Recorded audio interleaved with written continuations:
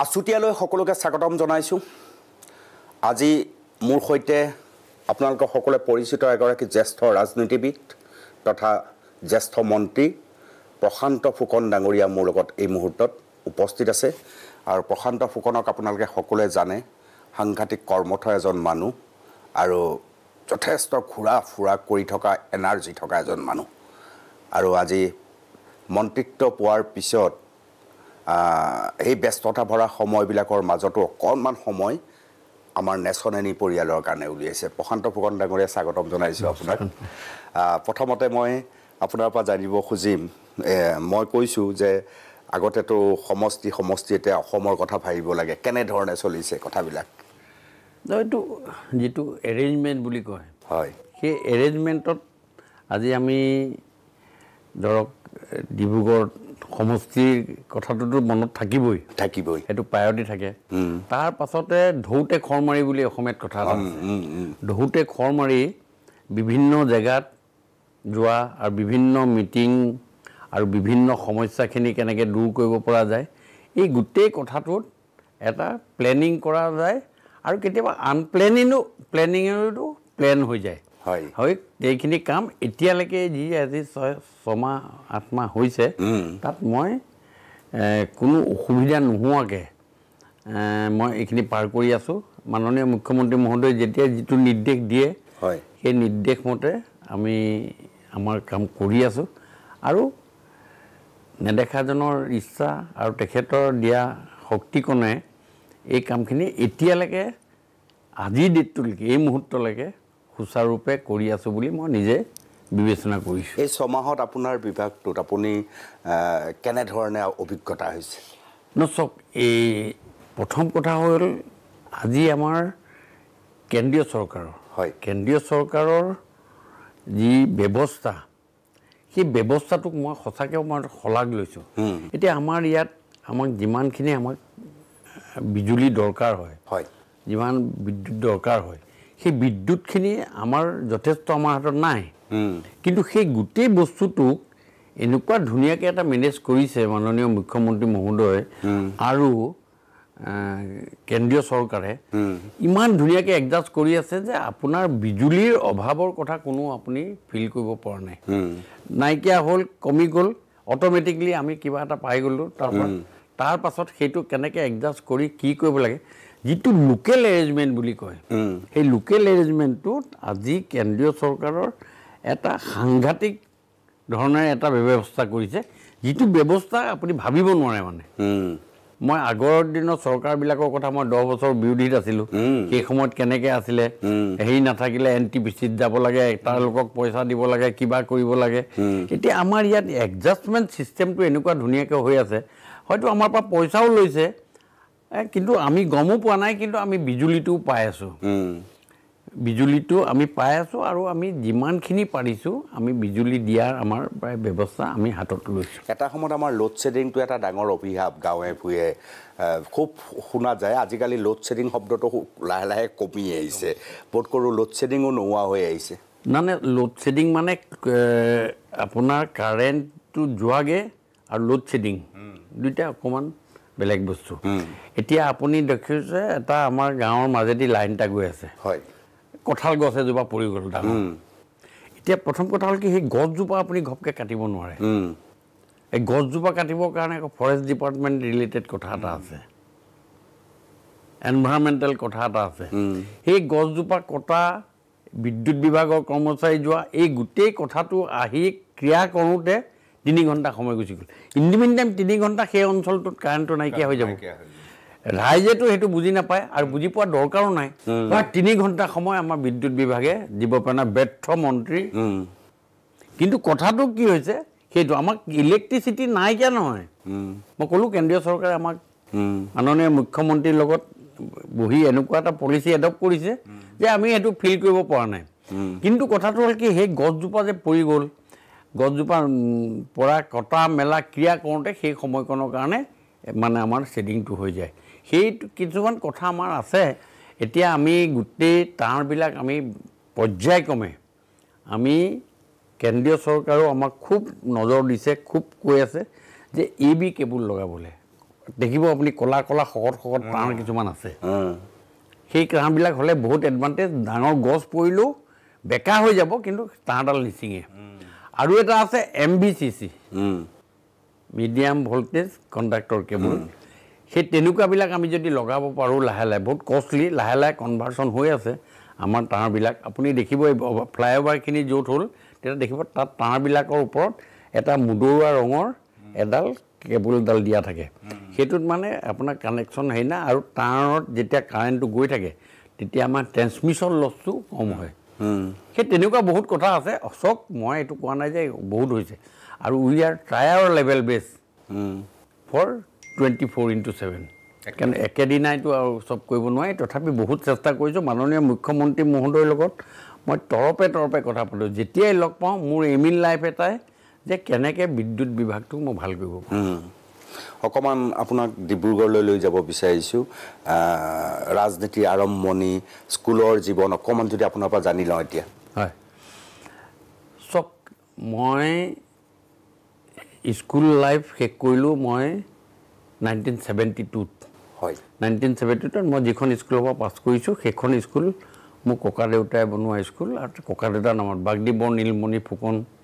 higher secondary school আৰু তেতিয়া নাম আছিলে জৰ্জ ইনষ্টিটিউশ্যন বাগদিবৰ নীলমণি ফুকন আপোনাৰ ককা মোৰ ককা নিজৰ ককা তেখেতৰ মুখাগ্নিও ময়ে কৰিছোঁ তেখেতৰ মুখাগ্নিও মই কৰিছোঁ সেইকাৰণে কেতিয়াবা মানে ৰাইজৰ আগত আনঅফিচিয়েলি কওঁ যে I am the third class grandson of the first class grandfather কেতিয়াবা তাৰমানে আপুনি ককা নীলমণি ফুকন আমাৰ মানুহে বেছিভাগে জানে বাগনিবৰ নীলমণি ফুকন নামটো শুনে কিন্তু কিয় বাগনিবৰ তাৎপৰ্য আপুনি কাষৰ পৰা পোৱা অকণমান সেই বিষয়ে কওকচোন শুনো তেওঁ আচলতে তেওঁ ভাষণ সনেট কবি নাম আছিলে সনেট কবি মানে 14 পদীয়া মানে 14 শাৰীৰ কবিতা লিখিছিলে সেইকাৰণে তেওঁক সনেট কবি বুলিও কৈছিলে আৰু দ্বিতীয়তে তেওঁ বাগ্মিতা এই কথা কোৱাৰ যিটো ধৰণ সেই বাগ্মিতাটোৰ কাৰণে তেওঁক বাগ্নিবৰ বুলি কৈছিলে ককা বাগ্নিবৰ আৰু তেওঁ জীয়াই আছিলে প্ৰায় 99 ইয়াৰ্ছ 99 বছৰ বয়স জীয়াই আছিলে আৰু মই তেওঁ কেয়াৰটেকাৰ হিচাপে বহুতখিনি সময় আছিলোঁ আনঅফিচিয়েলি এজন মানুহ আছিলে ৰাজখোৱা বুলি কিন্তু এনেই পৰিয়ালৰ ভিতৰত মই তেওঁৰ লগত বিভিন্ন জেগাত ভ্ৰমণ কৰিছিলোঁ য'ত তেওঁৰ লগত লৈ গৈছিলোঁ য'তে যাব লাগে সাহিত্য সভালৈ গ'লেও মই লগত কেয়াৰটেকাৰ হিচাপে গৈছিলোঁ সেইকাৰণে তেওঁ সান্নিধ্যত যথেষ্ট মোৰ লগত আছে আৰু সেইকাৰণে বোধহয় আপুনি কেতিয়াবা আপোনাৰ এই ভাষণবিলাকত কথাৰ গতটো মাজে মাজে ককাৰ পৰা চিটিকনি পৰা যেন লাগে ককাৰ ভাষণৰ চিটিকনি পৰা যেন লাগে আৰু এটা কথা কিন্তু মই খুব নিজৰ ব্যক্তিগতভাৱে মই নিজে এইটো ক্ৰেডিট লৈছোঁ যে মই বহুত টাইমলি চব কাম কৰোঁ একদম টাইমলি কৰোঁ সময়ৰ টিকনিডাল হেনো আগফালে তেওঁ এটা প্ৰবন্ধ আছিলে সেইটো আমি ক্লাছত পঢ়িছিলোঁ লিখিছিলোঁ যে সময় বুলি ৱাটাৰলু যুদ্ধত নেপোলিয়ন বোনাপাৰ্টক বল দিয়া সেনা 5 মিনিট সময় দেৰিকৈ পোৱাৰ কাৰণে নেপোলিয়ন বোনাপাৰ্ট ৱাটাৰলু যুদ্ধত হাৰিলে আৰু সেই ৱাটাৰলু যুদ্ধত যদি জিকিলেহেঁতেন নেপোলিয়ন বোনাপাৰ্টে গোটেই বিশ্ব জয় কৰিব পাৰিলে সময়টো তেনেকুৱা বস্তু আৰু সেইকাৰণে খুব মই মেইনটেইন কৰোঁ আজি আপোনাক মই কৈছোঁ মই 7:30 আৰম্ভ কৰিম আজি আপোনাক 7:30 আপোনাৰ লগত আৰম্ভ কৰিছোঁ সময়টো সাংঘাতিক বস্তু আৰু আজি যদি আপুনি ৰাজনৈতিক জীৱনত মোক কিবা দেখিছে তাৰ এটা উপাদান হ'ল সময় খুব গুৰুত্ব দিয়ে সময়ে মানুহক চব কৰে ঘণ্টাত 30 মাইল বেগেৰে যোৱা এখন গাড়ী আৰু ঘণ্টাত 300 মাইল বেগেৰে যোৱা এখন এৰোপ্লেনৰ আমদানি বেছি হ'বই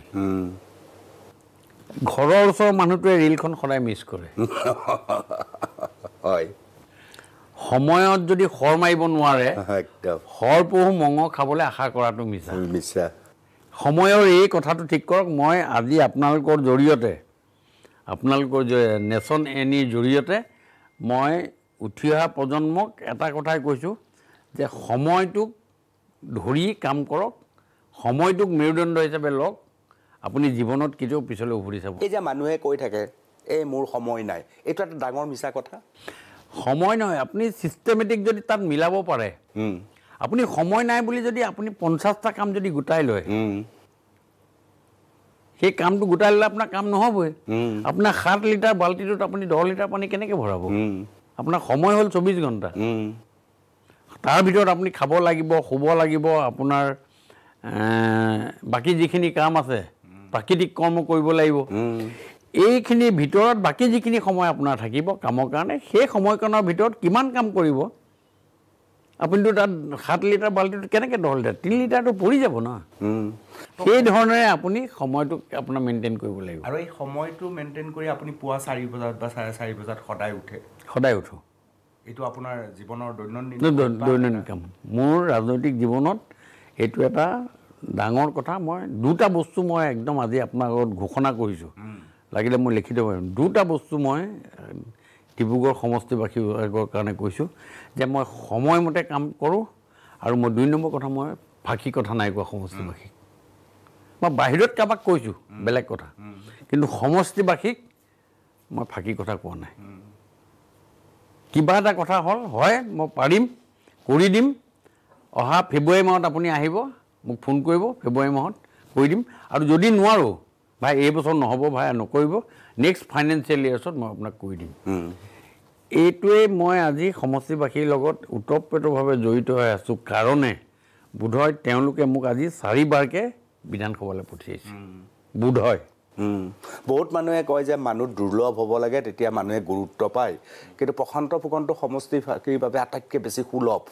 যিকোনো সময়ত যিকোনো পৰিস্থিতিত পাই আপুনি শ্মশান পৰ্যন্ত গৈ উপস্থিত হয় তো কেতিয়াবা মানুহ সুলভো হ'ব লাগে নহয়নে নহয় চাওক এইটো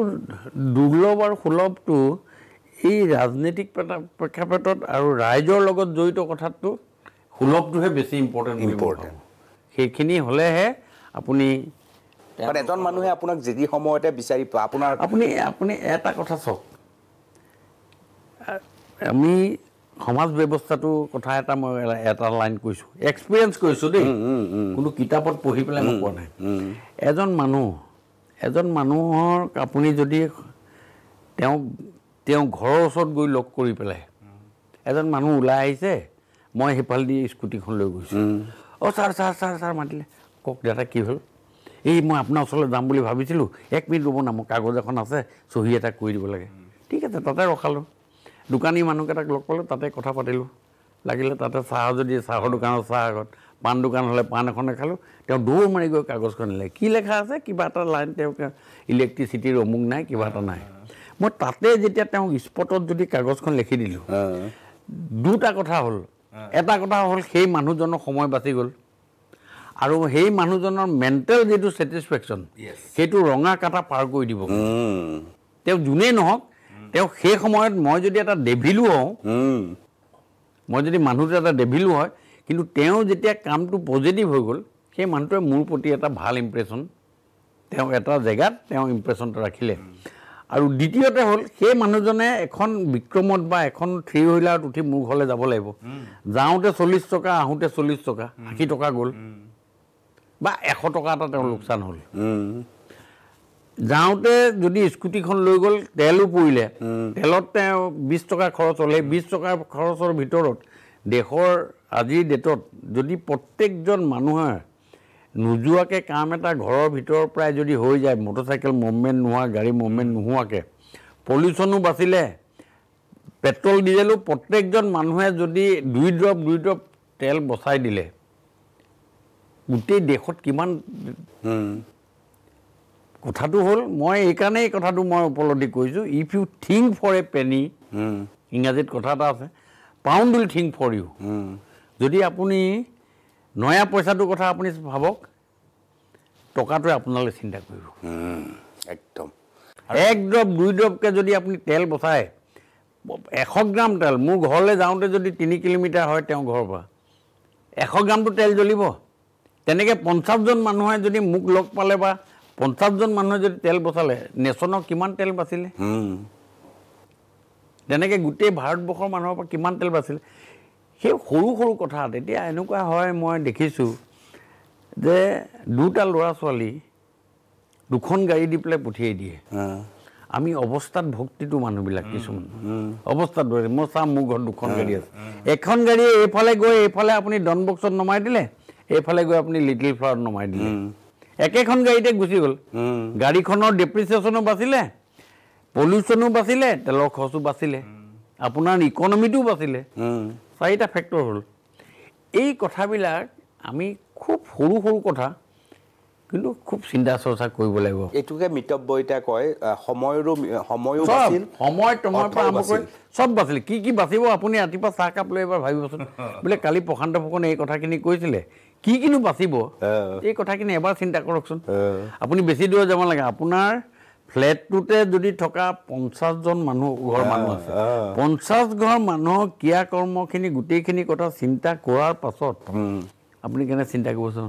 হাজবেণ্ড ৱাইফ দুইজনে ওলাই গৈছে আৰু বেলেগ কথা যে তেওঁ 10টাত পাবগৈ লাগিব তেওঁ পূবলৈ গৈছে তেওঁ পশ্চিমলৈ তেতিয়া বেলেগ কথা কিন্তু এটা দিশত গৈ থকা মানুহটোৱে দুখন গাড়ী লৈ যোৱা কোনো মানে নাই নিশ্চয় মই পৰিয়ালৰ কথা পাতি আছিলোঁ আমি ককাৰ পৰা আৰম্ভ হৈছিল তাৰপিছত ককাটো আছে মোৰ ককাৰ লগত তাৰপাছতে মই চৰকাৰী চাকৰি কৰিছিলোঁ হয় 1975 13 ডিচেম্বৰত মই ইৰিগেশ্যন ডিপাৰ্টমেণ্টত মই চাকৰি কৰিলোঁ 1975 13 ডিচেম্বৰ চাকৰি কৰিলোঁ চাকৰি কৰি থকাৰ পাছত 87ত মই চাকৰি এৰিলোঁ মোৰ এনেই মাইণ্ডছেটটো আছিলে ব্যৱসায় তেতিয়া অলপ চিন্তা কৰিলোঁ কিন্তু চৰকাৰী চাকৰি কৰিব নোৱাৰি প্ৰায় 10 বছৰতকৈ বেছি সময় কৰিলোঁ 12 বছৰ আৰু 87ত মই ফেব্ৰুৱাৰী মাহৰ 28 তাৰিখে 25 তাৰিখে মই বিয়া পাতিছোঁ আৰু মে' মাহত চাকৰিটো এৰি দিলোঁ এইটো চবৰ মানে ঘৰত চিন্তা কেলেই চাকৰিটো বিয়া পাতি মানুহে চাকৰি বিচাৰি যায় চাকৰি এৰিলে কি হ'ব তাৰপাছত ডেষ্টিনিয়ে জোৰাই নিব সেইটোৱেতো কথা তাৰপাছত লাহে লাহে ব্যৱসায় কৰিলোঁ ভাল হ'ল ব্যৱসায় কিবা হ'ল মোক কি ব্যৱসায় কৰিছিল মই প্ৰথমে এই PWD ডিপাৰ্টমেণ্টত কৰিছিলোঁ ইৰিগেশ্যন ডিপাৰ্টমেণ্টতো কৰিছিলোঁ মানে যিটোত চাকৰি কৰিছিল তাতে কৰিছিল তাৰ বিষয়ে জানোৱেই যেতিয়া চব মানুহ চিনাকিও আছিলে তাতে কাম চাম কৰিলোঁ লাহে লাহে পজিশ্যনটো ভাল হৈছিলে মানে চাকৰিতকৈ ভাল হৈছিলে কিন্তু 90 চনৰ পৰা যিটো ষ্টেটত ক্ৰাইচিছ হ'ল সেই সময়ৰ পাছৰ পৰাই বহুত মানে আপোনাৰ 3-4টা বছৰ বহুত ষ্ট্ৰাগল কৰিবলগীয়া হ'ল তেতিয়া সেই সময়ত আৰু বহুত বিদ্ৰোহী সংগঠনবিলাকৰ মুভমেণ্টটো বেছি আছিলে ইকনমিটো একদম বেয়া হৈ আছিলে ষ্টেটৰ সেইকাৰণে আমিতো ষ্টেট লেভেলত থকা মানুহ মাজে মাজে অৰুণাচল গভৰ্ণমেণ্টৰ লগতো কাম কৰিছিলোঁ কনভেকশ্যনটো টাংলাঙত আৰু এই মুভমেণ্টৰ কথাৰ কাৰণে বহুত কথাৰ কাৰণে এটা ষ্টেগনেণ্ট হৈ গ'ল আৰু সেই সময়তে প্ৰায় 94 মানলৈকে এটা বহুত হাৰ্ডশ্বিপ দিন গ'ল বহুত হাৰ্ডশ্বিপ তাতে আপুনি নতুনকৈ বিয়া পাতিছোঁ মানে খুব চেলেঞ্জিং মুডত আৰু বহুত ধৈৰ্যৰে ইমান ডাঙৰ ধুমুহা জাকক মই ভাৰকাম কৰিলোঁ কেনেকৈ কৰিলোঁ ক'ব নোৱাৰোঁ নেদেখাজনৰ ইচ্ছা আৰু মা দেউতা চবৰে আশীৰ্বাদ ককাৰ আশীৰ্বাদ আৰু মোৰ খুৰা আছিলে তাৰপিছতে সেই ধৰণে কৰিলোঁ তাৰপিছত এটা লাইন কৰি লওঁ যে মোৰ খুৰা আছিলে জীৱন নাম ফুকন এতিয়াও আপুনি দেখিব তেখেত INTCৰ বহুত হেৰি আছিলে তেখেত এডভোকেট আছিলে 39 ইয়াৰ্ছত তেখেত কংগ্ৰেছ প্ৰেচিডেণ্ট আছিলে ডিব্ৰুগড় জিলাৰ মই অন ৰেকৰ্ড কৈছোঁ দেই সিদ্ধিনাথ শৰ্মা আছিলে তেতিয়া ষ্টেটৰ প্ৰেচিডেণ্ট এটা সময়ত মানুহে প্ৰজেক্ট কৰিছিলে যে জীৱন নাম ফুকন মানে প্ৰজেক্টেড চিফ মিনিষ্টাৰ সেই সময় মই কৈছোঁ কিতাপত লেখা মই পঢ়ি পেলাই কৈছোঁ মইতো তেওঁক দেখা নাই তাৰপাছত তেওঁ ৰিলিফ দিবলৈ যাওঁতে নাও দুৰ্ঘটনা হয় 7জন ব্যক্তি ঢুকালে আৰু সেই নাওখনত অমীয় কুমাৰ ভূঞাও আছিলে তেতিয়া অমীয় কুমাৰ ভূঞা আছিলে 1950 চনৰ 22 অক্টোবৰ অমীয় কুমাৰ ভূঞাও সেই সময়তে তেওঁ ছাপ্লাই মিনিষ্টাৰ আছিলে সেই নাওখনত অমীয় কুমাৰ ভূঞাও আছিলে অমীয় কুমাৰ দাস অমীয় কুমাৰ দাস হয় তেওঁ আছিলে তেওঁ কিন্তু লাইফ জেকেটটো আছিলে কিন্তু লাইফ জেকেট থকাৰ কাৰণে তেওঁ বাচি গ'ল আমাৰ খুৰাসহ 7জন ঢুকালে হয় জীৱন নাম ফুকন বাবুলাল পোদ্দাৰ অনিল মেছ এনেকৈ কৰি প্ৰায় 7জন মানুহ সপ্তশ্বহীদ আমাৰ ডিব্ৰুগড়ত এতিয়াও তেওঁলোকৰ স্মাৰকো আছে তাৰপাছতে মই খুৰা ঢুকোৱাৰ পাছত আমাৰ এই পৰিয়াল যিটো আছিলে পৰিয়ালৰ কাঠামো একদম ভাঙি গ'ল দুখনকৈ বাগান আছিলে টিংখাঙৰ ওচৰত বিমল বৰা ডাঙৰীয়াক আপুনি সুধিলে গম পাব বাগানখনৰ নাম আছে নীলমণি টি ষ্ট্ৰীট মানে ককাৰ নামত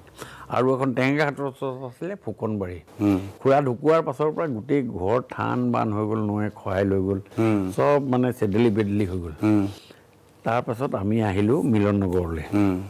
84ত তাৰপিছতে ব্যৱসায় কৰিলোঁ মোৰ মানে তেতিয়াৰ পৰা ৰাজনীতিত অইন কথা নাই মোৰ দেউতা আছিলে RCPI মানুহ revolutionary communist party of India ককা আছিলে কংগ্ৰেছ খুৰা আছিলে কংগ্ৰেছ সেইকাৰণে এটা পৰিয়ালত এটা হেৰি আছে আৰু খুৰা যেতিয়া ঢুকালে খুৰাই হয়তো ক'ৰবাৰ পৰা কৈ আছে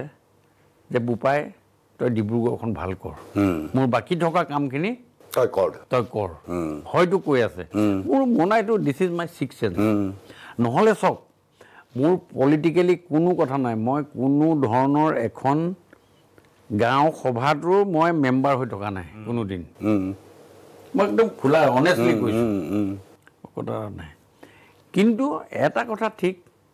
যে মোক ক'ব নোৱাৰাকৈ বাজপেয়ীজীৰ প্ৰতি মোৰ এটা স্নেহ লাগে এই মানুহজন ইমান ভাল কথা কয় কিবা কথা চাই গ'লে ঘপকৈ বাজপেয়ীজীক দেখিলে ৰৈ যাওঁ তেওঁ কথাটো আৰু অকণমান মন দি শুনো আৰু কোনোবাই গ'লে পাৰ হৈ গুচি যায় কিন্তু বাজপেয়ীজী হ'লে ৰৈ দিওঁ সেই কথাটোৱে মানে জীৱনৰ সান্নিধ্যত জনা বুজাৰ ভিতৰত দুজন ব্যক্তিক মই অন্তৰত ল'লোঁ দুখন কলিজাত দুফালে দুখন কলিজাত দুজন ব্যক্তিক ল'লোঁ এজন হ'ল ভূপেন হাজৰিকা আৰু এজন হ'ল অটল বিহাৰী বাজপেয়ী দুটা কলিজাত দুজন লৈ গৈ আছোঁ জীৱন সংগ্ৰাম কৰি আছোঁ কেতিয়াবা ভাল হৈছে কেতিয়াবা বেয়া হৈছে কৈ আছোঁ 99ৰ 25 ডিচেম্বৰ বাজপেয়ীজীৰ জন্মদিন মোৰ বন্ধু এজন আছিলে এতিয়াও আছে শশাংকদেৱ ফুকন হয় তেওঁ মোক ক'লে যে বন্ধু তুমি বিজেপিৰ মেম্বাৰশ্বিপ ল'ব লাগে মোৰ আকৌ খুব ভাল নম্বৰ মানে মই চাৰিটো খুব ভাল পাওঁ সেইকাৰণে আপুনি মোৰ যিমান গাড়ী ঘোঁৰা আছে চবতে চাৰিটো থাকে মানে চাৰিটো মানে এইটো কাৰণে চাৰি যে চৌদিশে বুলি যিটো কয় উত্তৰ দক্ষিণ পূব পশ্চিম সেই চাৰিটা দিশ মানে 4 নম্বৰটো মই খুব ভাল পাওঁ সেই নম্বৰটো যিটো আছে সেই নম্বৰটো আছিলে 534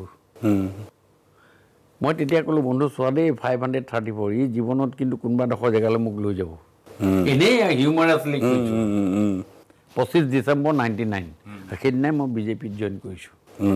তাৰপাছত বিজেপিৰ কিবা ফাংচন হয় কিবা হয় জয়ন্ত দত্ত আছিলে প্ৰয়াত মোৰ অকণমান ছেকেণ্ড কাজিনো আছিলে সি মিটিং পাতে মোক কয় ৰুণ্ডা মিটিং এখন পাতিছোঁ অলপ পঢ়াই ল 2000 টকা ল ডাঙৰ মিটিং হ'লে প্ৰমোদ মহাজন যায় কেতিয়াবা দূৰৰ পৰা মিটিংখন শুনোগৈ এই টকা 5000 দিলোঁ তেতিয়া দিনত 5000 টকা বহুত পইচা হয় তেনেকৈ কৰি 99 জইন কৰাৰ পাছত 2005 চনত নকুল বৰুৱা আছিলে জিলা সভাপতি ইন্দ্ৰমণি বৰা আছিলে প্ৰমোদ মহাজন আছিলে প্ৰমোদ মহাজনে মোক পিক আপ কৰিলে আচ্ছা সুষমা স্বৰাজ আছিলে সুষমা স্বৰাজৰ লগতো মোৰ অলপ ভালোবাসা আছিলে সেই ফালৰ পৰা মই সুষমা স্বৰাজ NN গাংগুলী বুলি এজন মানুহ আছিলে তেওঁ মোক সুষমা স্বৰাজৰ লগত চিনাকি কৰি দিছিলে আৰু সেই ফালৰ পৰা সুষমা স্বৰাজ আৰু প্ৰমোদ মহাজনে তেতিয়া প্ৰমোদ পহৱাৰী আছিলে আপাৰ আছামত মোক ভাইচ প্ৰেচিডেণ্ট পাতিলে 2005 চনৰ শুনক বৰ ইণ্টাৰেষ্টিং কথা 2005 চনৰ 16 মাৰ্চ হয় তেতিয়া মোৰ দুইটা ল'ৰা ছোৱালীক মেট্ৰিক পৰীক্ষা দিব সময়ত তেওঁলোক টিউশ্যনত যে থওঁ টিউশ্যনত থৈ মই ঘৰলৈ ঘূৰি নাযাওঁ আৰু এই দুঘৰ মানুহলৈ যাওঁ এনেই এই বোলো মই ৰাজনীতিত জইন কৰিলোঁ না ভাইচ প্ৰেচিডেণ্ট হ'লোঁ বিজেপিৰ বিষয়ে দুআষাৰ কওঁ এনেই আৰু এই এঘণ্টা সময়ত 4 ঘৰ মানুহলৈ এনেই যাওঁ তাহাঁতি ভাল পাই বেয়া পাই নাজানো আৰু চাহ কাপোৰ খাওঁ আৰু চিনাকি মানুহ আৰু ডিব্ৰুগড় যেতিয়া মই থলুৱা ল'ৰা গুচি আহোঁ নেক্সট ডে গ'লে আকৌ বেলেগ 4 ঘৰলৈ যাওঁ সপ্তাহত তেনেকৈ 4 ঘৰ মানে 20-25 ঘৰ মানুহলৈ মোৰ যোৱা হৈ যায় আৰু কথাবিলাক অলপ হিউমাৰাছলি কওঁ কিছুমানে শুনি ভাল পায় কিছুমানে বহুৱা বুলিও ভাবে কি নহওক সেই তাৰ পাছৰ পৰা ঠিক 16/3/2005 মই ভাইচ প্ৰেচিডেণ্ট হৈছোঁ ডিব্ৰুগড় জিলাৰ আৰু 17/3/2006 মনত ৰাখক 1 বছৰ just after 1 year just after 1 year birthday political birthday মোৰ মই নমিনেশ্যন দিছোঁ ভাৰতীয় জনতা পাৰ্টিৰ হৈ ডিব্ৰুগড় সমষ্টিৰ পৰা এবছৰত আপুনি একদম ৰাজনীতিত প্ৰৱেশো কৰিলে তাৰপিছত আপুনি এবছৰৰ ভিতৰত আপুনি ইমানেই বেছি আপুনি সমষ্টিত প্ৰাসংগিক কৰি পেলালে যে আপোনাক টিকেট ফাইনেল হৈ গ'ল টিকেটো দি দিলে মানুহে চবেই কৈছে এই পইচা পাতি আছে এই পইচাকেইটা খৰচ কৰিবলৈ উঠিছে কোনে ডিব্ৰুগড়ত জিকিব ডিব্ৰুগড়ত কংগ্ৰেছৰ নামত যোন দিয়ে যাক দি দিয়ে মানসিকভাৱে বিকাৰগ্ৰস্ত মানুহ এটাক দিলেও ডিব্ৰুগড়ত কংগ্ৰেছে জিকিব তেতিয়া শেহতীয়াতে কোন আছিল কংগ্ৰেছৰ তেতিয়া খুব প্ৰভাৱশীল ডাক্তৰ কল্যাণ গগৈ আছিলে কল্যাণ গগৈ আছিলে উঠিলোঁ 3জন মুধা ফুটা মানুহ উঠিছে ভাল মানুহ কামিনী বৰুৱা ছাৰ আছিলে আমাৰ প্ৰফেচাৰ আছিলে কানৈ কলেজত ডাক্তৰ কল্যাণ গগৈ আৰু মই আৰু সৰু সৰু কোনোবা উঠিছে মই সেইবাৰ কল্যাণ গগৈ পাইছে 28,200 ভোট কামিনী বৰুৱাই পাইছে 18,000 কিবা এটা ভোট আৰু মই পাইছোঁ 28,300 কিমানটা তাৰমানে 176 ভোটত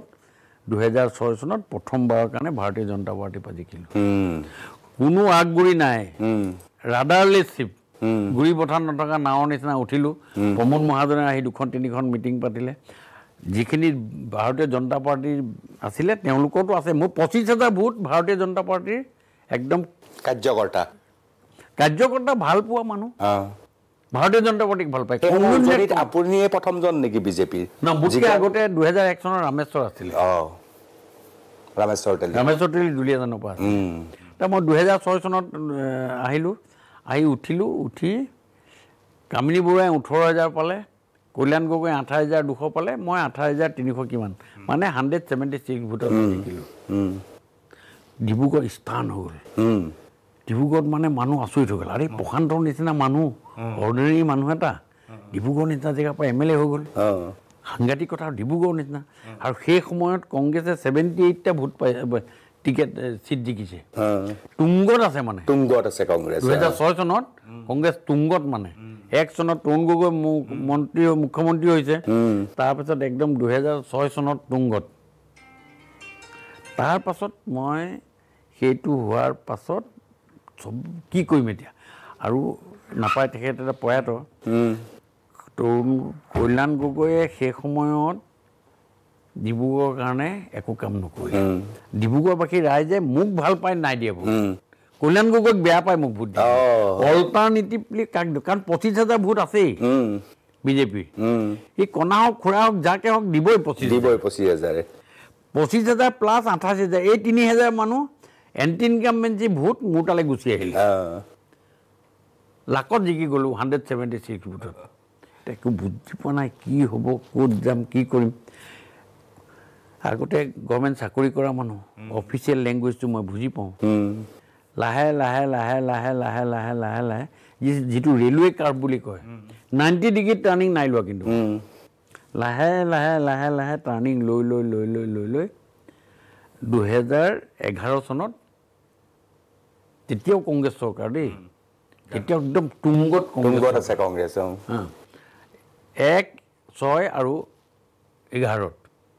সেইবাৰ মই 19,000 ভোটত জিকিলোঁ 6 আৰু 11 আপোনাৰ প্ৰথম দুটা কাৰ্যকাল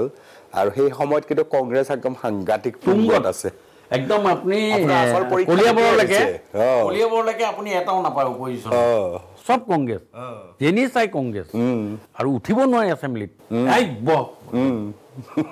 উঠিব নিদিয়ে মানে কেলকাতা NS ৰোডত খোজ কঢ়া নিচিনা ৰাইট লেফ্ট নাই মানে গালিয়ে চিধা কিন্তু তাৰ মাজতো মই ভাবিলোঁ যে জীৱনৰ গাড়ীখন সদায় ভিৰত চলাব এক্সিডেণ্ট কম হয় আপুনি ফেঞ্চি বজাৰত এক্সিডেণ্ট হৈ মানুহ মৰা দেখিছে আপোনাৰ জীৱনত ইমান দিন আপুনি আছে কোন দেখিছে নাই মই মানুহ নাই মৰা সোণাপুৰৰ ওচৰত কিন্তু আপুনি দেখিব এক্সিডেণ্ট হৈ 4টা মানুহ মৰি যায় এইকাৰণে জীৱনত দেখিছোঁ যিমান আপোনাৰ অপজিশ্যনত আপোনাৰ এগেইনষ্টত মানুহ থাকিব যিমান থাকিব আপোনাক সিমানে আপোনাৰ কিন্তু জীৱনত ষ্ট্ৰাগলো হ'ব আৰু আপোনাৰ ভালো হ'ব সাৱধান হ'ব ন অঁ এই সাৱধান হোৱাৰ কাৰণে ফেঞ্চি বজাৰৰ ওচৰত এক্সিডেণ্ট লাহে লাহে চলায় ব্ৰেকত ভৰি দিয়ে কিন্তু সোণাপুৰৰ ওচৰত একেবাৰে অকল এক্সেলেটাৰতে ভৰি দিয়ে সেইকাৰণে গৈ খুন্দিয়াই দিয়েগৈ আপোনাৰ যদি অপজিশ্যন নাথাকে আপোনাক গালি নাপাৰে কোনোবাই তেতিয়াহ'লে আপোনাৰ পলিটিকেল জীৱনটো সাৰ্থকে নাই বুলি মই ক'ব খোজোঁ আপোনাৰ আৰম্ভণি হৈছে 100ৰ ব্যৱধান আৰু ছেকেণ্ডটোত আপুনি 19,000ৰ ব্যৱধান প্ৰথমে কি হয় যেতিয়াও কল্যাণ গৈ আছিল প্ৰথমে মুঠি এই ঠিকাদাৰ মানুহ এইটো ক'ত চুৰ কৰি খাব কি যে হ'ল কাৰ মানুহৰ একদম নাজানে কোন মানুহক ভোট দিলে কোন মানুহ কেনেকৈ আহিলে ক'ৰ মানুহ বহুতে মোৰ বেকগ্ৰাউণ্ডটো নাজানে যি জানে কিছুমান নাজানে কোন ডিব্ৰুগড়ত প্ৰশান্ত ফুকন আহিলে মানুহৰ এজন মেজাৰিংটো সদায় পইচা দি পেলাই কৰেতো বহুতে সম্ভ্ৰান্তটোক পইচালৈ কনভাৰ্ট কৰি দিলে সেইকাৰণে মোৰ সম্ভ্ৰান্তৰ মোৰ যিটো মই ককাৰ নীলমণি ফুকনৰ নাতিনীয়ে তেতিয়া তৰুণ গগৈয়ে মোক এটা কথা কৈছিলে মই যেতিয়া গৈ প্ৰথমে চিনাকি হৈছিলোঁ বোলে ছাৰ মই প্ৰশান্ত ফুকন মই ডিব্ৰুগড় তোমাক মই জানো নহয় এনেকৈ কৈছে গোটেই অসমত যেতিয়া 4 ঘৰ কংগ্ৰেছী মানুহ আছিলে তুমি সেই ঘৰ মানুহৰ ল'ৰা আজি তুমি বিজেপিৰ পৰা MLA হৈ আহিলা তেখেত প্ৰয়াত বৰ্তমান তেখেতে মোক তেনেকৈ কৈছিলে মই প্ৰথম গৈ পেলাই যেতিয়া মুখ্যমন্ত্ৰীজনৰ লগত চিনাকি হৈছোঁ কৈছে 4 ঘৰ কংগ্ৰেছী মানুহ যদি বিচাৰে তোমালোকৰ ঘৰখন আছিল যি নহওক সেই ধৰণে আহি তাৰপাছত 28,000 জিকিলোঁ তাৰ যোৱাবাৰ 38,000 জিকিলোঁ 10,000 ভোট বাঢ়ি গৈ আছে আৰু সেই সময়তে মই ৰাইজৰ ওচৰলৈ যোৱা ৰাইজক কাম কৰি দিব পাৰোঁ ন ক'ব নোৱাৰোঁ কিন্তু ৰাইজৰ লগত যিটো আত্মীয়তা সেইটোতো কিন্তু M⁴ আছিলে মই নিজে চাৰ্টিফিকেট দিছোঁ মোক কোনো দিয়ক নিদিয়ক নাজানো মই সেই সময়ত প্ৰথম অৱস্থাত মই এইটো মোৰ আত্মবিশ্লেষণ দেই কোনো মোক এডভাইচো দিয়া নাই কোনো মোৰ এডভাইচাৰো নাছিলে ইভিন মোৰ পিএও নাছিলে মই শশানৰ চন্দালজনৰ হাতত মই এটা মোবাইল দিলোঁ সৰু মোবাইল তেতিয়া 1200 টকা লয় তেওঁক খালি ক'লোঁ যে কোনোবা ডেড বডি আহিলে মোক ফোন এটা কৰিব এনেই ভাবিলোঁ এনেই ক'লোঁ এই 6 চনত সেইটো 6 চনত 6-7 এনেকুৱা চনত আৰু তেওঁ ডেড বডি আহিলে মোক কয় ছাৰ একটু ডেড বডি আহে মই ঠিক আছে তেতিয়া মই ডিব্ৰুগড়তে থাকোঁ প্ৰায় 90% ডিব্ৰুগড়তে থাকোঁ পটকৈ মটৰচাইকেলখন লৈ যাওঁ গৈ তাতে ডেড বডিটো খবৰ এটা কৰিলোঁ কি হয় পাৰিলে টকা 2,000 খৰিৰ দাম 2,100 টকা লাগে আমাৰ গেছো আছে খৰিও আছে 2,100 টকা লাগে টকা 2,000 উলিয়াই খৰিৰ পইচাটো মই দিলোঁ তেখেতৰ আত্মা সদগতিৰ কাৰণে 10 মিনিট কথা চথা পাতিলোঁ 20-25 জন মানুহ আছে চব আগবাঢ়ি আহিলে দাদা খবৰ পেলাইছে মই বোলো কি হৈছিলে কি কথা খবৰ খাতি কৰিলোঁ কৰি গুচি আহিলোঁ কেতিয়াবা 4 বাৰো যাওঁ 4টা ডেড বডি আহিলে 4 বাৰো যাওঁ এনেকৈ কৰোঁতে মানুহৰ মানে মাইণ্ডছেট দেখিলে আৰে মানুহটোতো আগৰ কল্যাণ গগৈৰ ওচৰলৈ বোলে মই গৈ পোৱা নাই গ'লে বোলে 3খন দৰ্জা পাৰ হৈ গ'লেহে তেওঁক লগ কৰিব পাৰে এতিয়া মোক পাণ দোকানটো মই চহী কৰি দিওঁ চিলটো তেতিয়া মোৰ পেইনটোত এটা চিল এটা আছিলে পেইনটোত এই মাজতে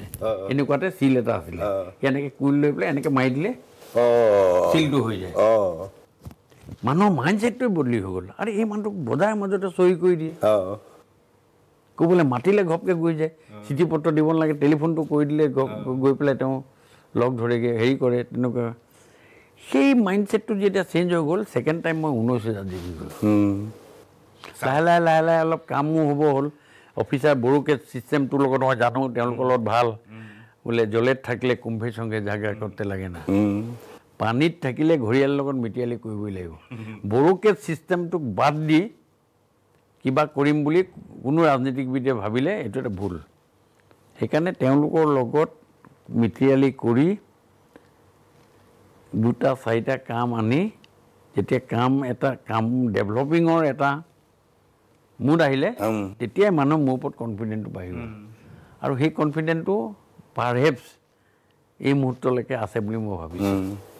আৰু সেইটো তাৰ পিছত আকৌ 28,000 হ'ল বাঢ়ি গৈ আছে এটা সময়ত যেতিয়া 2006 চনৰ আগত যিটো সমষ্টিত কংগ্ৰেছৰ বাহিৰে কাৰো অধিকাৰ সাব্যস্ত কোনো সুযোগ নাছিল তাত আজি এনেকুৱা পৰিস্থিতি হৈছে তাত বিজেপিক বাদ দি কাৰো এতিয়া সুযোগ নাই ইমান অবৈধ দুৰ্গ এটা আপুনি সমষ্টিটোক বনাই পেলালে সেইটো মানে কথাটো কি হৈছে এই ৰেটিংটো ৰেটিংটো মই ঘৰৰ ভিতৰত থাকি কৈছোঁ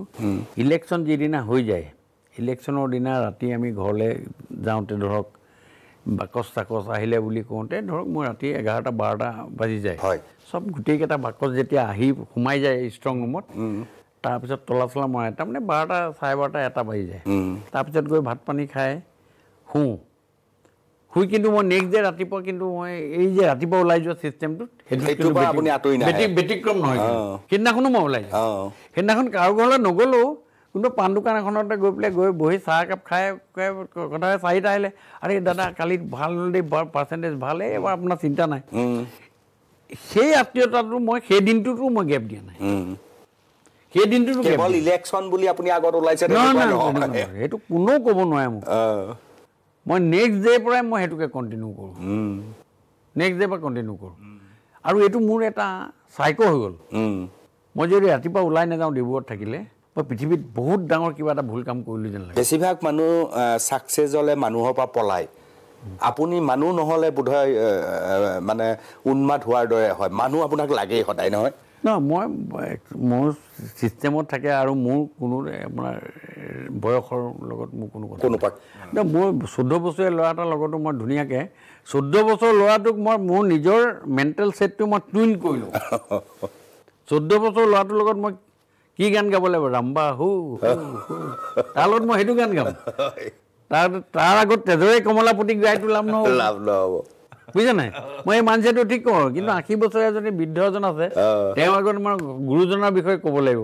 তেওঁ আগত ৰাম্বা হু বুলি গৈ পেলাই কৈতো লাভ নাই সেইকাৰণে মোৰ মেণ্টেল ছেটটোৱে মানুহ সেইটো মানুহ এটা ফেনমেনা চব মানুহে কিছুমান মানুহে এইটো মোৰ নাতি বয়সৰ ল'ৰা তাৰ লগত বহি মই কথা পাতিম নেকি কিন্তু মোৰ এইটো কথা নহয় মোৰ এজটোক মই হেৰি কৰি মোৰ ছুইচটো অফ কৰি মই 14 বছৰ ছুইচটো অন কৰি তাৰ লগত মই কথা পাতিবলৈ আৰম্ভ কৰিলোঁ তাৰ লগত শ্বাহৰুখ খানৰ কথা পাতিলোঁ তাৰ কাৰণে নতুন কোনোবা যি এক্টৰ এক্ট্ৰেছ সেইবিলাকৰ কথা পাতিলোঁ কোনোবা এখন চুতা ভীমৰ কথা পাতিলোঁ এই সি যিটো ভাল পাব মজা পাই যায় কথাটো আৰু এইখেতে আমাৰ লগত আমাৰ এইটো পাৰ্টত আছে এই তেনেকৈ পাৰ কৰি আছে ৰাজনীতিৰ মাজত আপোনাৰ সংগীত জীৱনটো কেনেকৈ আহিল নে ৰাজনীতিৰ আগৰ এইটো এটা অভিৰুচি আছিল মই সংগীত জীৱনটো মানে কি ভূপেন দাকটো সাংঘাতিক ভাল পাওঁ কোনো কথা নাই মই তেখেতৰ ভাল পোৱাৰ দুটামান উদাহৰণ দিছোঁ মই যেতিয়া চাকৰি কৰোঁ প্ৰথম 75ত তেতিয়া মই দৰমহা পাইছিলোঁ 275 টকা চৰকাৰী চাকৰি তেতিয়া স্কেল 240 আছিলে ডিএনএছ এলাউন্স 275 পাওঁ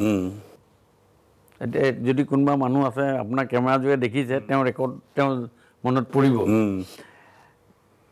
মই ভূপেন দাই যদি উজনি অসমত যলৈকে যায় মই গৈ পেলাই সেইদিনাখন গধূলি সেই ফাংচনটোত এটেণ্ড কৰোঁ যোৰহাটলৈ তেওঁ খুব আহে যোৰহাটলৈ যোৰহাটত কিবা ফাংচনলৈ আহিলে মই কি কৰোঁ বাছ এখনত উঠি ঘূৰি যাওঁ 2টামান বজাত শুনিব দেই 2টা বজাত উঠি দিলোঁ বাছত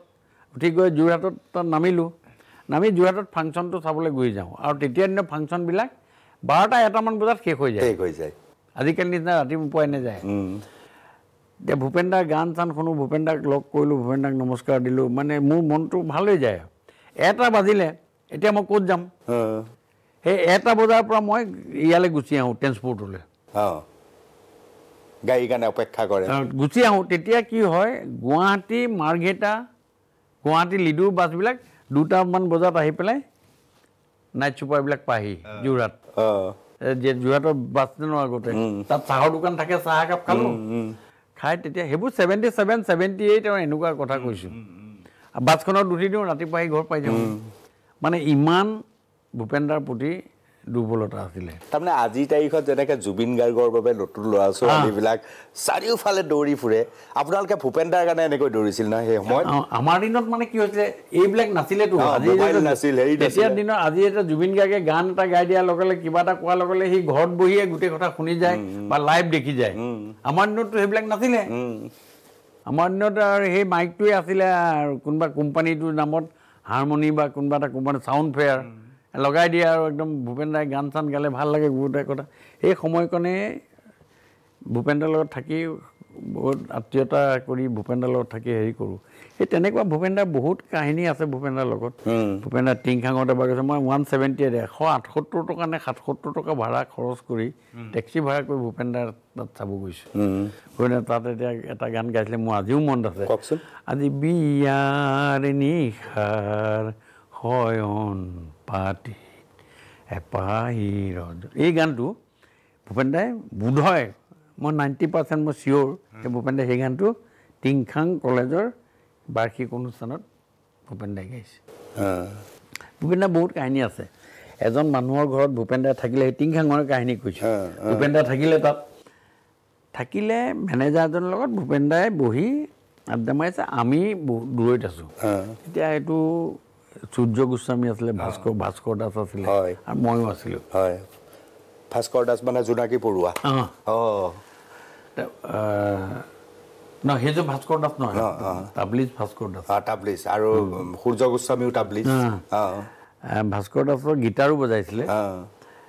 মই অকণ পাহৰিছোঁ কথাটো তাৰপিছতে তেওঁ মানে কহি কথা পাতি আছে কথা পাতি থাকোঁতে মেনেজাৰজনে আৰু ভূপেন্দ্ৰাৰ এনেকৈ বহি কথা পাতি আছে এই মেনেজাৰজনৰ ল'ৰাটো 8-9 বছৰমান হ'ব আহি মাজে মাজে বাপেকক আহি পেলাই ফটকৈ ধৰি কাণত কেনে কিবা এটা কয় ভূপেন্দ্ৰাৰ মানে গোটেই কথা পতাটোত অলপ ডিষ্টাৰ্ব হৈ আছিলে ডিষ্টাৰ্ব হৈ আছে তো মোক এই হেৰিয়ে ক'লে ভাস্কৰ দাসে ক'লে নে কোনে ক'লে চাব দেই গালিটো খাব আৰু বেছি সময় নাই আৰু আমি অলপ দূৰত আছোঁ মানে দূৰত আছে ছেফ ডিষ্টেঞ্চ এটা আছোঁ আৰু নেক্সট বাৰ আহিলে চাওঁ বোপাই এইফালে আছোন তোৰ নামটো বা কি সি ক'লে কিবা নাম এটা পিছে তই সৰিয়হ চেপি গুড় উলিয়াবলৈ চেষ্টা কৰিছ আৰু কুঁহিয়াৰ চেপি তেল উলিয়াবলৈ চেষ্টা কৰিছ যাগে যা সেইটো হৈছিলে সেয়ে আছিলে ভূপেন্দ্ৰাৰ ডাইলগ সৰিয়হ চেপি গুড় উলিয়াব মানে এইটো অবাস্তৱ কাম এটা কৰিব যিটো সম্ভৱ নহয় তেল উলিয়াবলৈ কুঁহিয়াৰ চেপিলে তেল নোলাব দেউতাৰক উঠাই নিব নোৱাৰ তই সেই বস্তুটো ক্ৰেডিটটো তোৰ যিটো স্মাৰ্টনেছ সেই স্মাৰ্টনেছটো তই ইয়াত বিল্ড আপ কৰিব পৰা নাই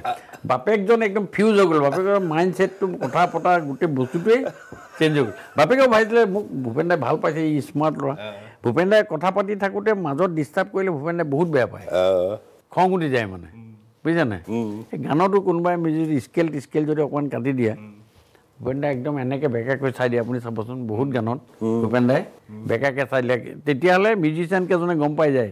যে ভূপেন্দ্ৰাৰ খং উঠিছে মানে ক'ৰবাত তাল কাটিছে কেতিয়াবা ভূপেন্দ্ৰাই পিছলৈ নিজেও তাল চাল কাটি যায় কাটিলেও কিন্তু তাহাঁতি এক্সপাৰ্ট কওঁ একোটাই টানি টুনি লৈ যাব পাৰিব লাগিব এবাৰ আমি কিমানত আমি বিয়া পাতি মই কলিকতালৈ গ'লোঁ গৈ ভূপেন্দ্ৰাক সেৱা কৰিলোঁ সেৱা কৰি ভূপেন্দ্ৰাৰ আশীৰ্বাদ ল'লোঁ মোৰ মিছেছৰ নামটো জ্যোতি হয় মোৰ নামটো প্ৰশান্ত ভূপেন্দ্ৰাই কৈছে এই মোৰ দুইটা নামে মোৰ কাৰণে কিন্তু বহুত ভাল লগা নাম এনেকুৱা নাই কিন্তু তেওঁ যুক্তিও দিলে প্ৰশান্তটো প্ৰশান্তই কোৱাচোন প্ৰশান্ত মই সাগৰ সংগমৰ গানটোত মই কেইবাৰ তোমাৰ নামটো উচ্চাৰণ লৈছোঁ একদম এনেকৈ কৈছোঁ বোলো ভূপেন্দ্ৰা 8 বাৰ সাগৰ সংগমত কত নসাঁতুৰিলোঁ তথাপিতো হোৱা নাই ক্লান্ত তথাপি মনৰ মোৰ প্ৰশান্ত সাগৰৰ উৰ্মি মলায় ক্লান্ত এই গানটোত তেওঁ প্ৰশান্ত শব্দটো 8 বাৰ লৈছে বোলো ভূপেন্দ্ৰা 8 বাৰ তুমি একদম পুৰা মনত আছে দেই তোমাৰ আৰু জ্যোতি শব্দটো আচলতে পোহৰৰ কাৰণে ইউজ কৰাৰ কাৰণে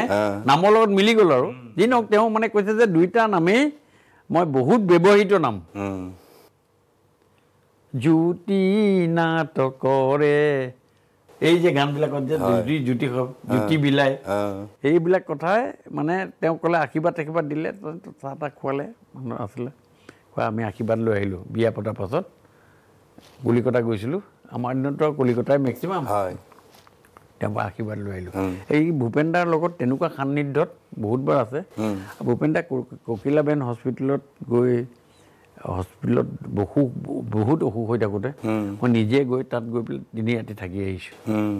ভূপেন দা সেই সান্নিধ্যত এই ভাল পোৱা মানুহ এজনৰ লগত ভাল পোৱাৰ যিটো ব্যৱস্থা তেনেকৈ সংগীতত আহি গ'ল আপুনি নেকি তেনেকৈ সংগীতৰ লগত আৰু মানে কথা হয় কি সংগীতটো অকল শুনা কথা নহয় মই ৰাইজকো উপদেশ দিছোঁ যাৰ যিসকলে জড়িত সংগীতটোৰ লগত লিৰিক্সটো বুজক तेरे प्यारी प्यारी सूरत को किसी को नजर ना लगे सासू में बदबू এই গানটোৰ লগত আছে तुम देखा न करो तुम आईना कहीं खुद को नजर ना लगे सासू में बदबू তই ইমান ধুনীয়া এজনী ইমান ৰোমান্টিক গান এটা গানটো আপুনি এনে শুনি থাকিলে গানটো শুনিলে সুৰে সুৰে গুচি গ'ল সুৰৰ মাজত সোমাই থকা এই শব্দবিলাক যদি আপুনি অকণ উপলব্ধি নকৰে তেনে গান শুনাটো ইনকমপ্লিট হ'ব আৰু চিৰস্থায়ীও নহ'ব जुल्फों को गिरा लो गालों पर कहीं मेरी नजर ना लगे ससु में बदबू তো উৰণিখন পেলাই লো তোক তেতিয়াই ধুনীয়া লাগিব ইমান ৰোমান্টিক এই সেই ক্ষেত্ৰতো যদি জুলফুকো গিৰালো আলোপৰ এই কথাটো যদি আপুনি নিজে বুজি নলয় উপলব্ধি নকৰে তেতিয়াহ'লে আপুনি গানটো শুনি অকল সুৰটোহে সুন্দৰ লাগিব কিন্তু গানৰ ভিতৰৰ যিটো ৰ মেটেৰিয়েল সেইটো কিন্তু আপুনি এই কথাবিলাকে হ'ল अब ना जाओ शुरू कर कि दिल अभी भरा नहीं এতিয়া নাযাবি ভাই মোক তাৰমানে ইমান ৰোমান্টিক গান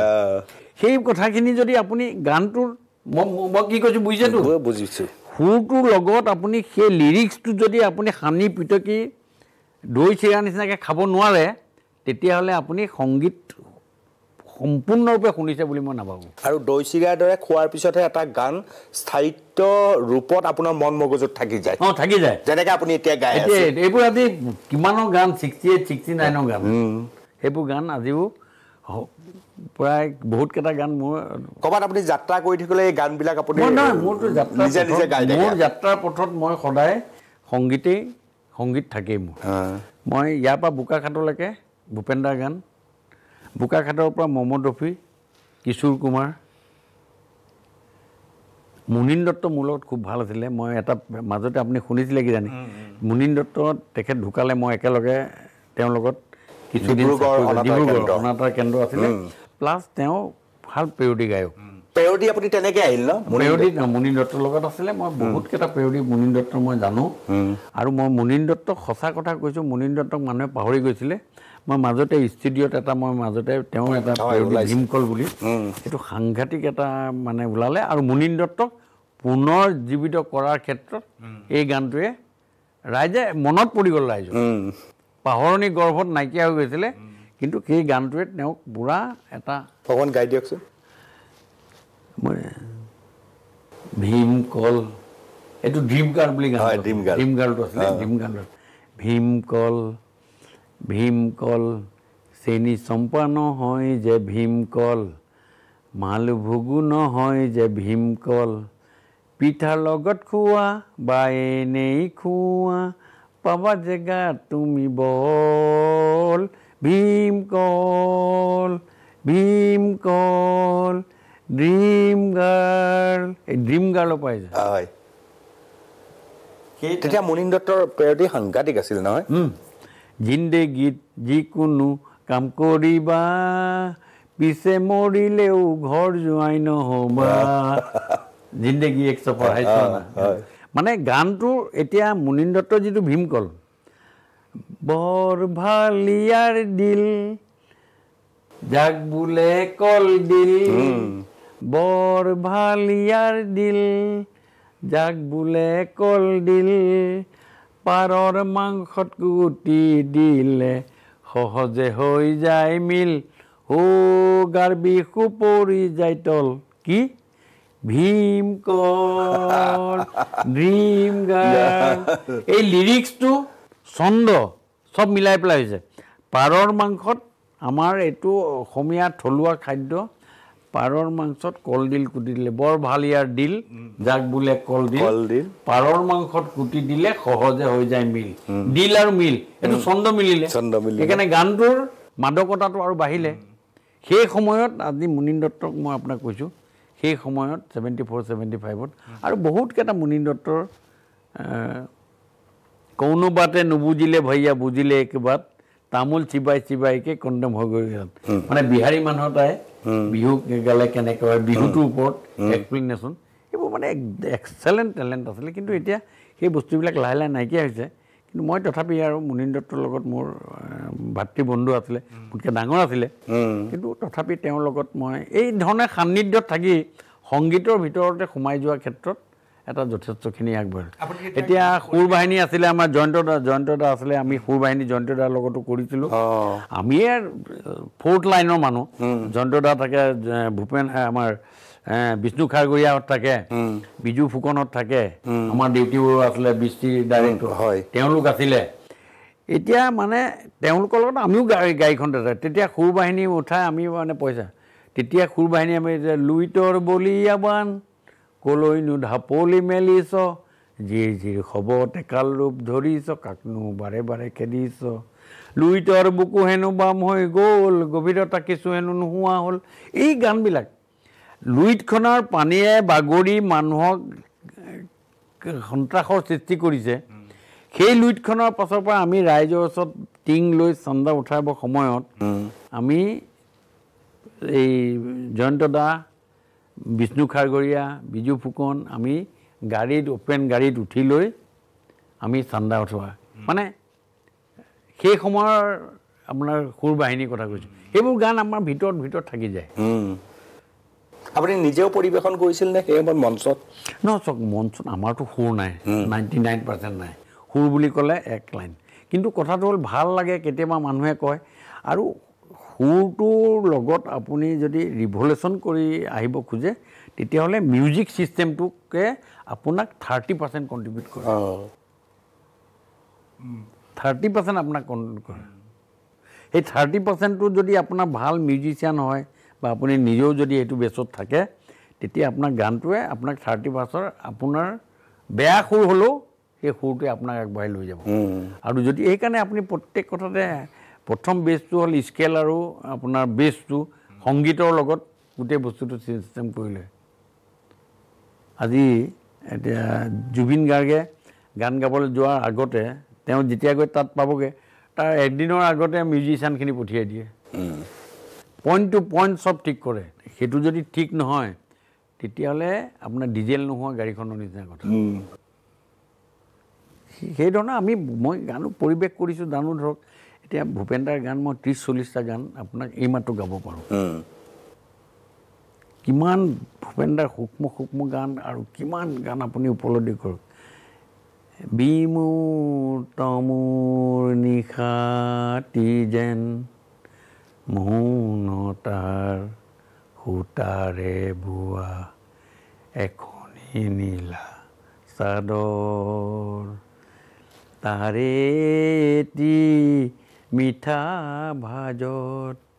নিশ্বাসৰে আৰু জিয়া জিয়া আদৰ এখনি নীলা চাদৰ ইমান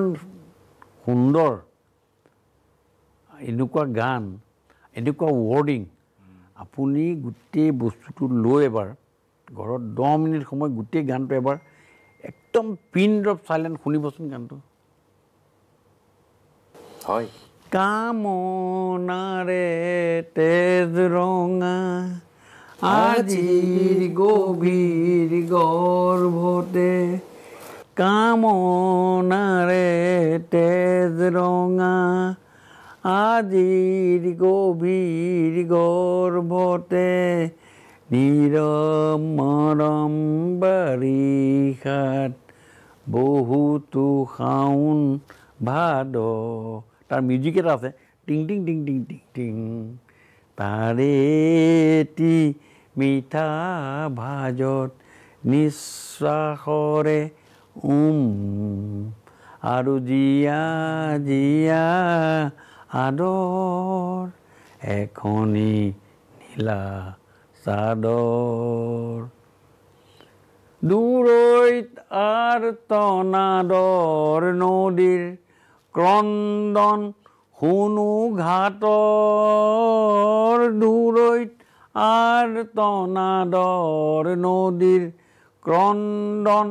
শুনো ঘাটৰ ভ্ৰূক্ষেপ নাই লভিছো মই আলিংগনৰ আদৰ আলিংগনৰ আদৰ তাৰে এটি মিঠা ভাজত নিশ্বাসৰে আৰু জীয়া জীয়া আদৰ এখনি নীলা চাদৰ ভূপেন দাই কাৰ গান গোৱা নাই কিহৰ ওপৰত গোৱা নাই ভূপেন দাই শিৱকো এৰি দিয়া নাই মেনকাই দৰা আদৰিবলৈ আহিছে ভূপেন দাৰ ভাষাত বৰ বৰিব যায় মেনকা সঙ্গে দুনি ঘট মাথার কাপড় ফেলায় দেখে জুয়াই উলঙ্গত হে বরবরি যায় মেনকা সঙ্গে দুনি ঘট ও মাথাত আছে খরপর ফেনাই গলে মুন্ডম মালা কঙ্কালে বা ঘরে চাল গায়ে ভস্ম ধুলা হে বরবরিব যায় মেনকা সঙ্গে দুনি ঘট আপুনি শিৱকো এৰি দিয়া নাই দেই অকুৱা পকুৱা গামোচা এখন যেন বালিত মেলি থোৱা আছে সেইখন গামোচা ব্ৰহ্মপুত্ৰ নহয় দেই সন্ধি ভাঙিছে ব্ৰহ্ম যুগ পুত্ৰ সেইখন গামোচা ব্ৰহ্মপুত্ৰ শীতথেৰ দেহে পুৱাইছে শীতথেৰ দেহে পুৱাইছে জপিয়াই বালি ভোজ খাওঁ আজিৰ বিহু গীত গাওঁ এই এখন প্লেনৰ ওপৰত প্লেনৰ ৰিডিমৰ লগত প্লেনৰ উৰাৰ ৰিডিমৰ লগত গান লিখিব পৰা পৃথিৱীত কেইটা মানুহ আছে ভূপেন হাজৰিকাক বাদ দিয়া পৰা আৰু কোন কোন প্ৰিয় আছিল অসমীয়া বা আপুনি সান্নিধ্যত আহিছিল খগেন মহন্তৰ গানত মানুহে কয় যে খগেন মহন্তৰ গান বিহুগীতত শ্ৰেষ্ঠ কিন্তু মই কৈছোঁ যে খগেন মহন্তৰ বিহুগীতত থলুৱা ভাজ এটা আছে খুব থলুৱা ভাজ এটা কিন্তু ভূপেন দাৰ গানত আকৌ য'তে মেৰিয়াও ত'তে মেৰে খাব প্ৰীতি নামৰে জৰি হা বুজিছেনে য'তে মেৰিয়াও ত'তে মেৰে খাব প্ৰীতি নামৰে জৰি তাৰমানে যাক ভাল পাব খোজে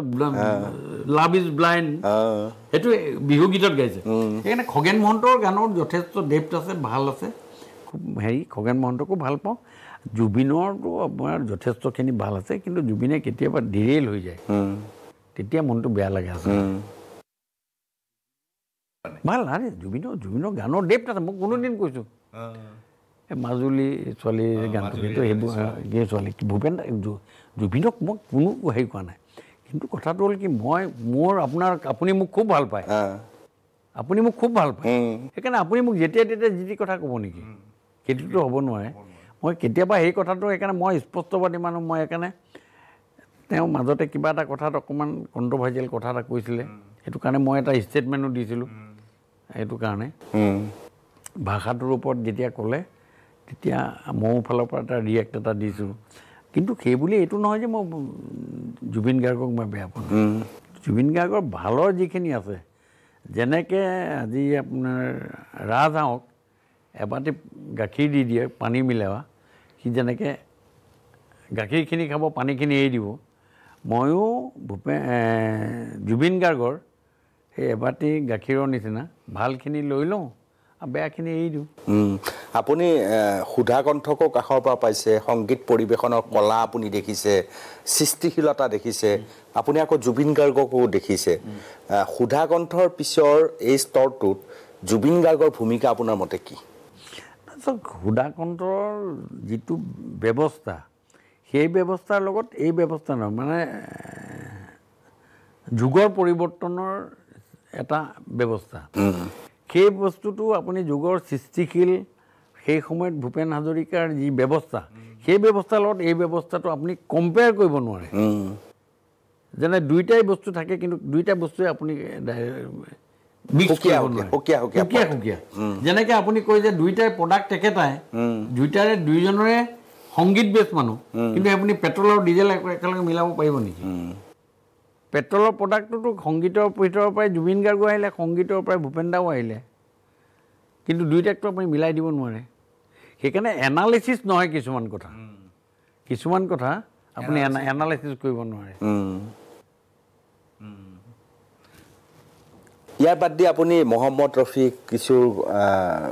কিয় প্ৰেমত পৰিলে এই গানবিলাকত নহয় তেওঁলোকৰ যি গানৰ যিবিলাক আছে জিন্দেগীত এক সফৰ হাই সুহানা यहाँ कल क्या हो किसने जाना এই যে গানবিলাক এই গানবিলাকৰ গোৱাত গানবিলাকৰ লিৰিক্স এতিয়া কিশোৰ কুমাৰে যেতিয়া গানৰ এটা সময়ত কিশোৰ কুমাৰৰ খুব হেৰি নাছিলে মানে কিছুমান অকল দেৱানন্দ চিনেমাত গান গাইছিলে তাৰপিছত আৰাধনা আহি গ'ল আৰাধনাত তেওঁ গান গালে আৰাধনাৰ পাছত কিশোৰ কুমাৰ এটা লেভেলত গুচি গ'ল আৰু এটা গতত গুচি গ'ল কিশোৰ কুমাৰ কিশোৰ কুমাৰৰ সেইটো অকণমান কেতিয়াবা গানত যদিও খুব ডেপ্থৰ গানো গাইছে বহুত ডেপ্থৰ গানো গাইছে কিন্তু কিশোৰ কুমাৰৰ মুখত সেই ৰিডিমটোত থকা গানত বেছি আছে এইটা মই তেৰে পিয়াৰি পিয়াৰি সুৰ এটুকু হা এইবোৰ হ'ল মহম্মদ ৰফিহঁতৰ গান তলৰ স্কেলত গাব পৰা আপনা যাও সুৰ কৰ দিল আভি ভৰা নাই এইটো ক্লাছিকেল বেছ এটা বস্তু আছে মহম্মদ ৰফিহঁতৰ তালাৰ মহমুদ কওক সেইবিলাক মান্না দেহঁতক কওক সেইকাৰণে তেওঁলোকৰো কাম কিছুমানৰ গানত তেওঁলোকৰ নিজেও ক্লাছিকেল বেছটো কিমান টানি ল'ব পাৰে সেইটোত আকৌ এক্সপাৰ্টাইজ থাকে গানৰ ভিতৰতো সংগীতত যদি 5টা যদি বিভাগ আছে তাৰে 3টা বিভাগত যদি মহম্মদ ৰফিত যদি এক্সপাৰ্ট হয় তাত এটা বিভাগতে হয়তো আমাৰ কিশোৰ কুমাৰ উস্তাদ হ'ব আৰু কিশোৰ কুমাৰে সেই অৰিজিনেল তেওঁৰ ৰিডিমটোৰ লগত সেইটো মিক্স কৰি দিয়ে এইটো মুছাফিৰ হৈ আৰু না ঘৰ হে না ঠিকা তাৰ যিটো ডিং টিক টিক ডিং টিক ডিং ডিং এই বস্তুটো এইবিলাকে এই ক্লাছিকেল বেছটোৰ লগত টানি লৈ যায় সেই একেটা বস্তুকে যদি আপুনি মহম্মদ ৰফিয়ে বা অইন বেলেগে কোনোবাই যদি তালাক মাহমুদক গাব দিয়ে তাৰ কিন্তু সেই টনাটো অকণমান বেলেগ হ'ব এইটো সংগীতৰ একদম ভিতৰৰ বস্তু মই ইমান হেৰি নহয় মই খুব মানে শুনি বহুত কিতাপ পঢ়ি পেলাই এইটো কোৱা নাই হয় দেই এই যে শুনি গানটো এটা গান 3বাৰ 4বাৰ শুনো তাত এই গানটো মহম্মদ ৰফিয়ে গালে এই গানটোকে কেনেকৈ গাব এই গানটো কিশোৰ কুমাৰে গালে কেনেকৈ গাব বুজিছে নাই সেই কথাবিলাক উপলব্ধি কৰোঁ মই কাৰো আগত কোৱা নাই আপুনি আজি কথা ওলাইছে কাৰণে কৈছোঁ খুব উপলব্ধি কৰি মই নিজে শুনো নিজকে আৰু কি হয় সংগীতটো এনেকুৱা বস্তু আপুনি সংগীতক মানুহে নিজৰ জীৱনত ৰাখিবই লাগিব সংগীত বেয়া পোৱা মানুহ মোক এটা মানুহক দেখুৱাই দিওঁ যে গানটো শুনিলে তাৰ খং উঠে চিটুৱেশ্যনলৈ কাৰোবাক কিবা হ'ব পাৰে কিন্তু সংগীতটো আজি মানুহে আপোনাক ক'লৈ লৈ যায় আপুনি মই ক'লোঁ নহয় আপোনাৰ ধৰ্মেন্দ্ৰ এজনী গুৰু আছিলে এতিয়াও অষ্ট্ৰেলিয়াত মিউজিক লগাইহে গাখীৰ খীৰাই 5 লিটাৰ বেছিকৈ দিয়ে আপোনাৰ যেতিয়া মৰুভূমিত এই উটটো গৈ থাকে উটটো এটা সময়ৰ পাছত যেতিয়া 55-60 ডিগ্ৰী গৰমত গৈ থাকে একদম মৰুভূমিত সিও যাব মন নকৰে তেতিয়া কেমেল ৰাইডাৰটোৱে এটা বাঁহীৰ সুৰ বজায় আৰু সেইটো শুনি তাৰ খোজটো বেছি দিয়ে মানে জীৱ জন্তুও ভাল পায় এই সাপটোক যে আমি নচুৱাওঁ সাপটোক এচাই দি নচুৱা নহয় এই যে বান্দৰটোক যে নচুৱাই নম্বৰটো বজায় সেইটো তাৰ কাৰণে সেইটো এটা মিউজিক তাৰ এটা ৰিডিম পায় বাচ্চাটো খুৱাওঁতে কি কৰে মানে সংগীত এভৰি পাৰ্ট এণ্ড পাৰ্চেল চবৰ লগত আছে থাকিব লাগিব আৰু বিনা সংগীতত মানুহৰ হিউমেন ইনগ্ৰেডিয়েণ্টত কোনোবাই বেলেগ বেলেগ কৰিব পাৰে কোনোবাই সংস্কৃতৰ শ্লোক বা শ্লোকৰ জৰিয়তে আপোনাৰ সংগীত তৈয়াৰী কৰি মানে শুনিব পাৰে সেই ধৰণৰ কথা কিন্তু সংগীতটো মানুহক লাগিবই সংগীতটো ক'ব নোৱাৰাকৈ মানুহৰ গাত থাকে ইনগ্ৰেডিয়েণ্ট হয় প্ৰকান্ত ফুকন ডাঙৰীয়া শেষৰ ফালে আহিছোঁ আপোনাৰ একদম পৰিয়াল কোন কোন এতিয়া আছে মোৰতো এতিয়া মোৰ মিছেছ মোৰ দুটা ল'ৰা এটা ছোৱালী এজনী বিয়া পাতি চব আজৰি ল'ৰাই ক'ত কি কৰে মোৰ ব্যৱসায় আছে ল'ৰাৰ মোৰ নিজৰ এইবোৰ LPG টেংকাৰ আছে হয় সেই মোৰ ব্যৱসায় আছিলে সেইবোৰ মইতো আৰু চাব নোৱাৰা হৈ গ'লোঁ এতিয়া মই ল'ৰাক উত্তৰাধিকাৰী হিচাপে ছোৱালী আছে ছোৱালী বিয়া দিলোঁ জোঁৱাইও আছে জোঁৱাইও ব্যৱসায় কৰে আমাৰ এখন এই বগীবিলৰ ৰাস্তাত এখন ৰিচৰ্টো আছে ল'ৰা আৰু ছোৱালীয়ে মিলি পেলাই খুলিছে জোঁৱাই SS ৰিচৰ্ট বুলি হয় ডাঙৰ ভাল হেৰি সেইখন চম্ভালে আৰু টেংকাৰ আছে আৰু কিবা কিবি এইবোৰ বিজনেছ আছে তাহাঁতৰ ৰাজনীতিত নাই ৰাজনীতিৰ লগত কোনো নাই ৰাজনীতিত বোধহয় আপুনি আৰু মোৰে আপোনাৰ খুৰা আছিলে খুৰা 50 চনত ঢুকাইছে ইন বিটুইন 50ৰ পৰা 2099 ধৰক 99 ধৰক এই 50 বছৰত কোনো নাছিলে আপুনি আহিল আৰু আপোনাৰ পিছত আপোনাৰ ল'ৰা বৰ আকৰ্ষিত নহয় নাই মানে মই ডিক্লেয়াৰ দিছোঁ এই কোনো কথাত এইবিলাকত নাই এইবিলাকত এইটো চেপ্টাৰ নাই আপুনি আপোনালোকতো মিডিয়াৰ মানুহ আপুনি খবৰ লৈ লওক নাই শুনাও নাই মই বাৰু নাহে এইচব চেপ্টাৰতে নাই একেবাৰে শেষত ডিব্ৰুগড়বাসীক কি ক'ব খোজে মইতো ডিব্ৰুগড়বাসীক কি কওঁ আপুনি জানে মোৰ কাৰণে ডিব্ৰুগড়বাসী ভগৱান হয় মই একদম ভগৱান হিচাপে ভাবোঁ আৰু মোক যেনেকুৱা ডিব্ৰুগড়বাসীয়ে কথা কয় আৰু মই ফাঁকি কথাও কোৱা নাই ডিব্ৰুগড়বাসীৰ আগত আৰু কেতিয়াও মই কৈছোঁ যে আপোনালোকে দিছে মই একেনে আপোনাক কৈছোঁ মই নাইট ৱাটছমেন এইটো ৰাতিৰ চকীদাৰ বুলি কৈছোঁ চকীদাৰ দুবিধ আছে এবিধ দিনৰ চকীদাৰ দিনৰ চকীদাৰতকৈ ৰাতিৰ চকীদাৰ কষ্ট বেছি সেই তেনেকৈ হিচাপত থাকিব কৈছোঁ আৰু মোৰ ফালৰ পৰা মই যি কৈছোঁ মই আৰু এটা কথা সদায় কৈ আছোঁ যে আপোনালোকে মোৰ ভুলটো হ'লে ক'ৰবাত শুধৰাই দিব নাটক যেতিয়া আমি কৰোঁ এতিয়া মই নাটক কৰি আছোঁ অডিয়েঞ্চ কোন ডিব্ৰুগড়বাসী অসমবাসী আপোনালোক দৃশ্য সেইটো শেষ হোৱাৰ পাছত বোলে দাদা আপোনাৰ এই ডাইলগটো থাকি গ'ল দেই সিন্ধুৰা পাৰ্থৰ ৰথৰ পৰা চোৱা কুৰুক্ষেত্ৰৰ দৰমেৰে ভৰা এই ডাইলগটো মাৰোঁতে মোক ক'ৰবাত ডাইলগ মিছ হৈছে নেকি যদি মিছ হৈছে আপুনি শুধৰাই দিব আৰু সেয়াই হ'ল ডিব্ৰুগড়বাসী মই কৈ আছোঁ কাৰণ আমি নেক্সট যেতিয়া শ্ব' হ'ব নেক্সট শ্ব'ত মই শুধৰাই ল'ম সেইকাৰণে ডিব্ৰুগড়বাসীক কৈছে মই কোৱা কথাটোৱেই 100% সঁচা হ'ব তেনেকুৱা নহয় মোৰ যদি ভুল হয় আপোনাক শুধৰাই দিব মই শুধৰাই ল'ম সেয়ে ডিব্ৰুগড়বাসীৰ প্ৰতি আহ্বান আৰু যিমান দিন ৰাইজৰ লগত আছোঁ ৰাইজৰ লগত থাকিম আৰু জন্ম ল'লোঁ ইয়াতেই যেন মোৰো বহুত বহুত ধন্যবাদ প্ৰশান্ত ফুকন ডাঙৰীয়া প্ৰিয় দৰ্শক আছুতীয়াত দীঘলীয়া সময় ধৰি আপোনালোকে প্ৰশান্ত ফুকনৰ বহুত বক্তব্য শুনিলে সংগীতৰ কথা ক'লে ৰাজনীতিৰ কথা ক'লে আৰু মানুহ হিচাপেও প্ৰশান্ত ফুকনক আপোনালোকে বহুত আগৰ পৰাই যথেষ্ট পৰিমাণে জানেই আজিৰ এই অনুষ্ঠানটোৰ পৰা প্ৰশান্ত ফুকনক জানিবলৈ বুজিবলৈ আৰু এখোজ আগবাঢ়িবলৈ আপোনালোক সক্ষম হৈছে বুলি মই ভাবি আজি আছুতীয়াৰ পৰা মই বিদায় লৈছোঁ ধন্যবাদ